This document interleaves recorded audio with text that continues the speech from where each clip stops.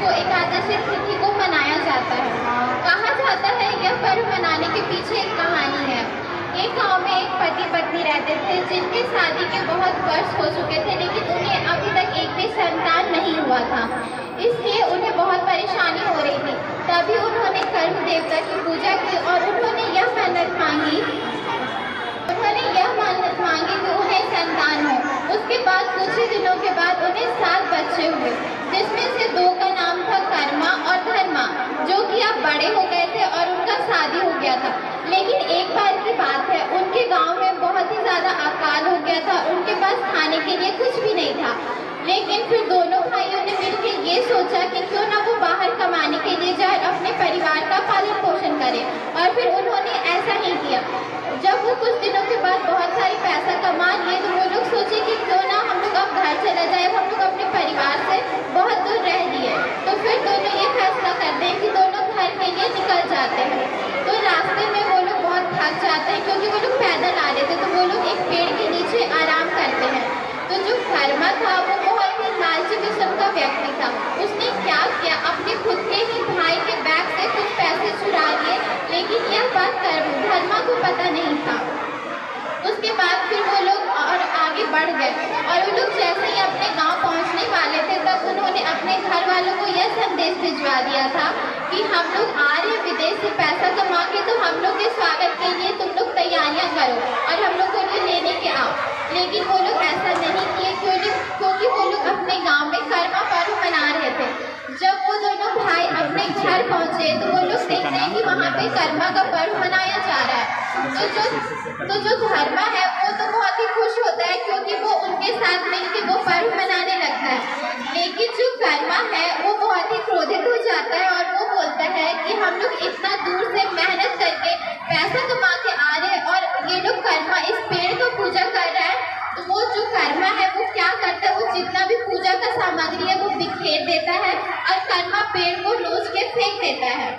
उसके बाद कुछ दिनों के बाद जब वो कर्मा है वो जो फसल करता है उसमें कुछ भी उसको लाभ नहीं होता है और उसका ऐसा नौबत आ गया था कि उसके पास एक वक्त की रोटी भी नहीं थी।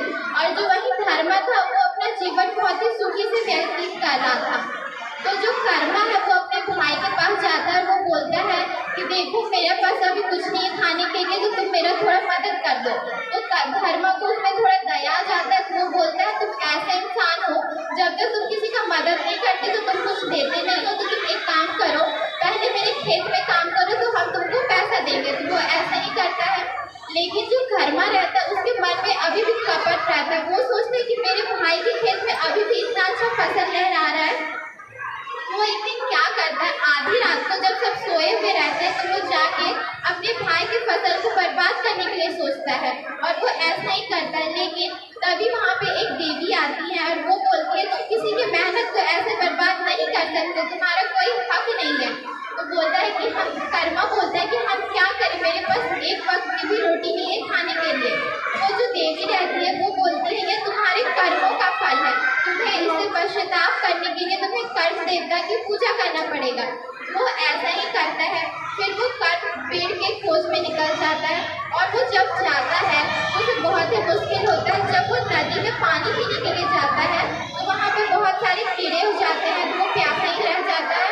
और जब वो धतूरा के पेड़ में फल खाने जाता है तो उसमें भी कीड़े हो जाते हैं। और जब उसे भूख लगता है तो जब एक बूढ़ी औरत जो चूड़ा रहता है उसको कूटते रहती है, तो जब उसे खाने के लिए देती है तो वो भूसा बन जाता है। तो इसके चलते बहुत ही परेशान हो गया और वो सोच रहा था कि अब वो कैसे कर्म देवता के पेड़ को खोजे। तो तभी वो चलते चलते एक समुद्र के किनारे पहुंचता है। वहाँ पे एक मगरमच्छ बिना पानी के तड़पता रहता है। वो मगरमच्छ से बोलते हैं कि किसी तरह मुझे तुम ये नदी पार करवा दो। वो बोलते हैं कि मुझमें इतनी ताकत नहीं है कि हम तुमको ये नदी पार करवा दें।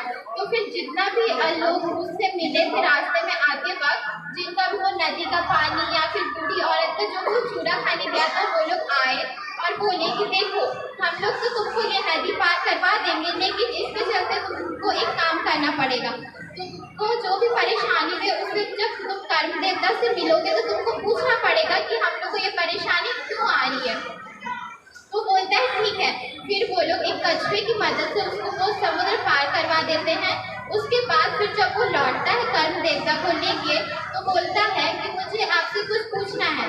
वो अपने मन से तो पूछता है। जब वो लौटता हुआ रहता है तो वो जो मगरमच्छ रहता है उसका वो बोलता है कि तुम हमसे पूछे थे ना कि हम बिना पानी के क्यों तड़प रहे हैं। तो बोलता है ये तुम्हारे कर्मों का फल है।